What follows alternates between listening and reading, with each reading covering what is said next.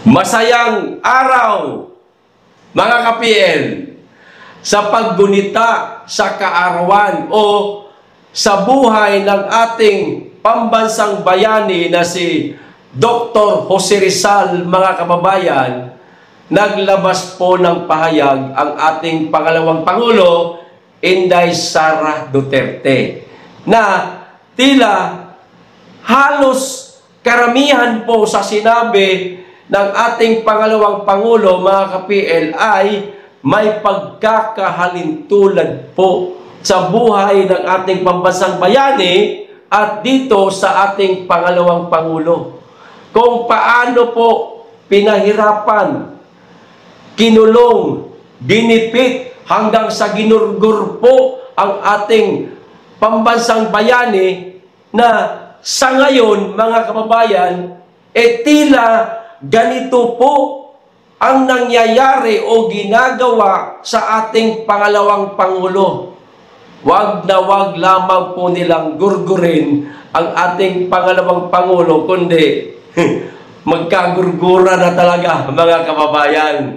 O eto po ang video ng ating pangalawang Pangulo, at pagkatapos po natin itong panoorin, mga kababayan, basahin ko po ang lahat ng sinabi niya at hihimay-himayin po natin na may pagkakahalintulad talaga, mga kababayan, sa buhay ng ating pangalawang Pangulo at sa nangyari naman po sa buhay ng ating pambansang bayani. Okay, pero bago po natin simulan, makikisuyo sa mga hindi pa po nakasubscribe. Baka naman at paki-click na rin po ang notification bell para updated sa lahat ng upload, at huwag niyo pong kalimutan, paki-like na rin po ang video. Maraming salamat. Makikisuyo lang po. O ito na ang video, mga kababayan. Simulan na po natin. Assalamualaikum warahmatullahi wabarakatuh. Madayaw umayong adlaw kaninyong tanan. Magandang araw sa inyong lahat. Ngayong araw sa paggunitan natin sa buhay ni Jose Rizal, alalahanin natin ang kanyang katapangan sa harap ng pang-aapi.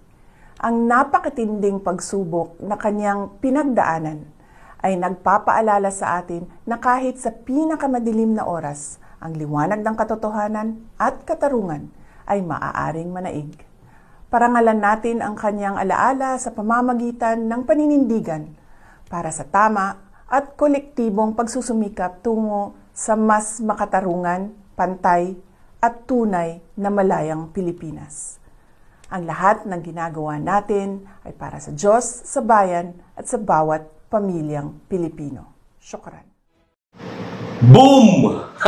Sa pool na naman si Tamba, si Ngagba, at si Kokak, mga kababayan. Tila may pasaring na naman ang ating pangalawang Pangulo. Yan. Nakahanap na kayo ng katapat, mga buwang kayo. Siguro, mga kababayan, mulat sa pool, sa buhay nitong mga tatlong pasaway na ito sa ating bansa, ngayon lang siguro sila nakahanap ng katapat, mga kababayan, katulad ni Inday Sara Duterte. Bagay, sinabi na rin yan ng ating pangalawang Pangulo, di ba? O eto na mga kababayan, ang mismong sinabi po ng ating pangalawang Pangulo, himay-himayin po natin, mga kababayan, para masabi ho talaga natin na may pagkahalintulad talaga.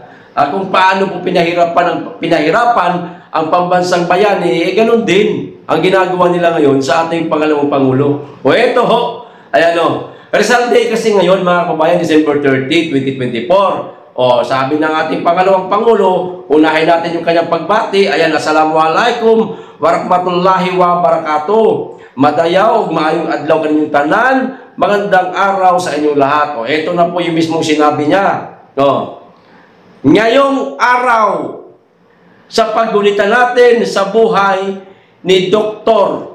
Jose Rizal, alalahanin natin ang kanyang katapangan, mga kababayan, at katapangan sa harap ng pang-aapi. Ano ba ginagawa nila ngayon sa pangalawang Pangulo? Di bagay inaapi? Hindi lamang ho siya mismo, mga kababayan, maging ang kanyang mga tauhan diyan sa OBP, inaapi, nadadamay, nako-contempt. Lahat po tayo nakasaksi niyan, mga kababayan. Maliban pa po sa mga yan.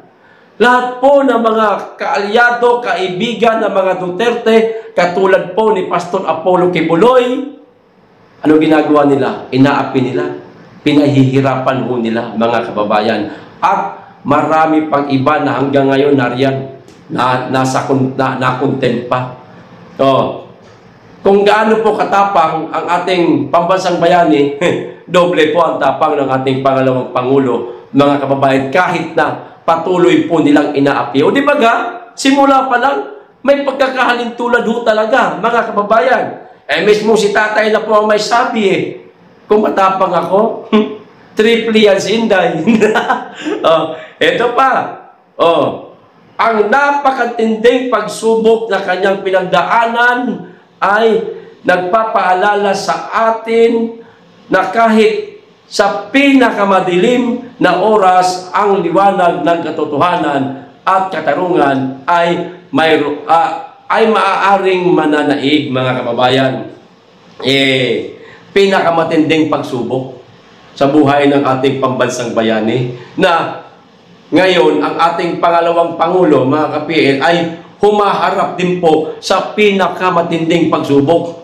Katulad na lamang po nito, mga kababayan, itong 3 impeachment complaint na isinampaho sa kanya, mga panggigipit, no? Inalisan po ng budget ang OBP at marami pang iba. Di ba?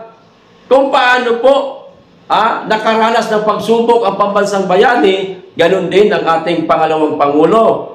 Ito pa. Pero ito po ang pinakamaganda, mga kababayan. Kahit sa pinakamadilim na oras, ito tila nasa madilim po na oras din ang ating pangalawang Pangulo ngayon, ang liwanag ng katotohanan at katarungan ay maaaring manaig. Ito na nga. Malapit na yan, mga kababayan. Kaabang-abang ho yan. Diba? Usap-usapan ngayon ang January 2025. So, maaaring manaig din po sa ating bansa, mga kababayan, o mismong sa buhay ng ating pangalawang Pangulo, etong katotohanan. Malalaman po ng taong bayan ang katotohanan na mga ginagawa nitong administrasyon ni ngag-ngag, mga kababayan. At magkakaroon po higit sa lahat ng katarungan na ito nga yung sinasabi ni Inday Sara ay maaaring mananaig po, mga kababayan, ang katotohanan at katarungan. Timing lang, mga kababayan. Huwag ho kayong mainip. Meron pong plano si Ama. Yan. Siya po ang tanging nakakaalam ng lahat, mga kababayan. Ito pa.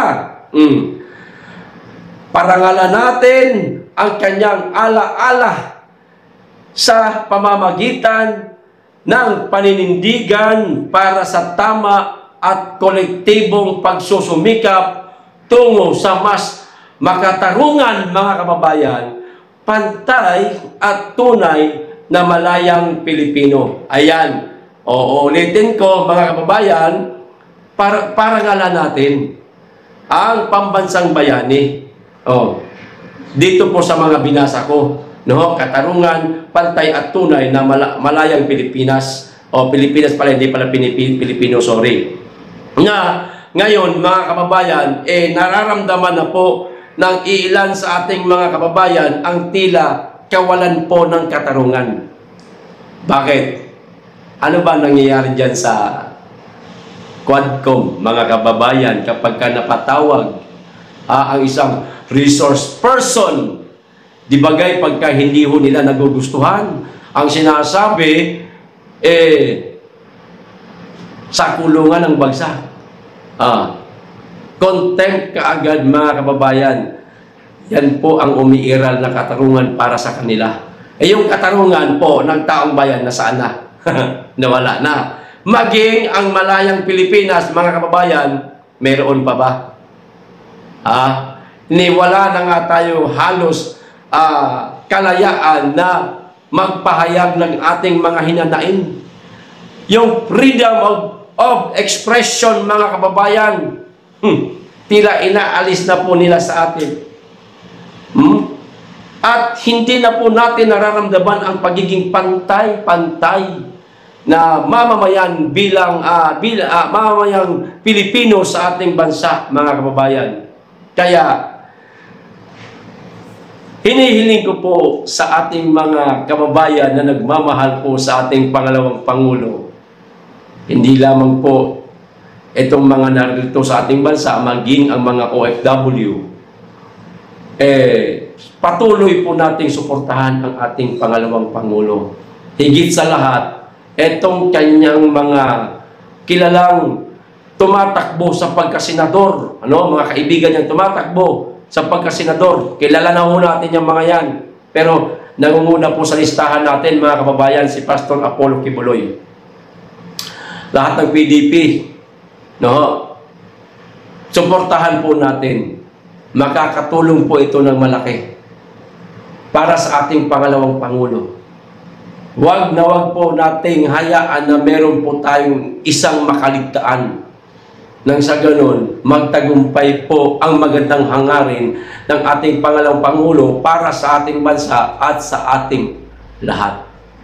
Okay? Hanggang dito lamang po. Maraming salamat. Mag-iingat kayo lagi at higit sa lahat, mahalin natin ang Pilipinas.